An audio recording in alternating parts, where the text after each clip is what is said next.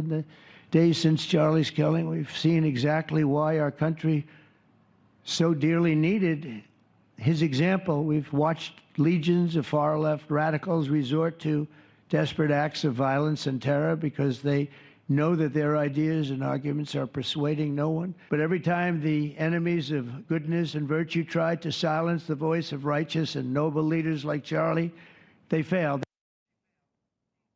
President Trump speaking on the dangers of radical left-wing extremism during yesterday's Medal of Freedom ceremony for Charlie Kirk.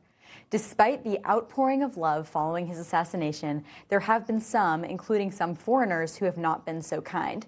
The State Department now says it will deny visas to foreigners who celebrated Charlie Kirk's death.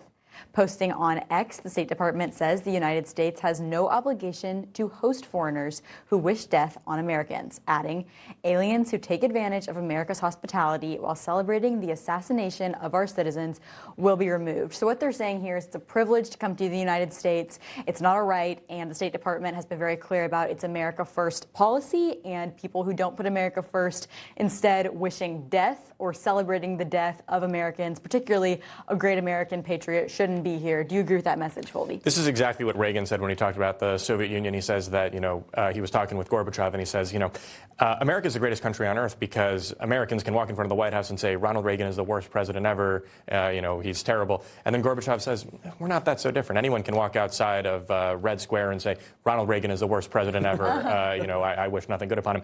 You don't have the right to be in America if you're not an American. And that's what Marco Rubio's State Department is doing here and elsewhere.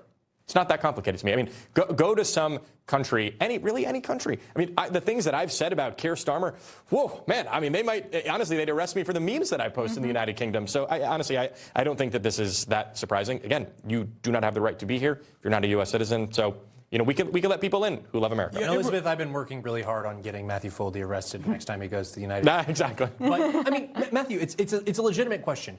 What would the situation be like for Jewish students on college campuses if it weren't for third world students with visas? Well, there are insane American leftists who are teaming up with these people. I think it'd be a little bit better for all of the students if there were fewer third world beep hole countries exporting their Islamic radicals to Berkeley, for example. Where does the anti-Semitism come from? These foreign students. When you're visiting someone's home, you have one right. This reminds me of when friends would come over to my house and someone would get too comfortable when I was a kid and they go in the refrigerator without asking. You have one right when you're a guest in someone's home. You have the right to leave. And Marco Rubio just gave them the ability to exercise that right. It's pretty simple. We saw that with the State Department removing those George Mason students who were Hamas sympathizers and who were planning these riots against Israel and this type of thing, that these people are not pro-America. It's a privilege to be here. They shouldn't be here. What do you think?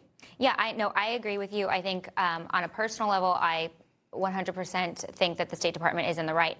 On a legal level, I'm not quite sure. The precedent out there is very murky when it comes to someone who's in this country either on legal status or illegally in terms of the First Amendment.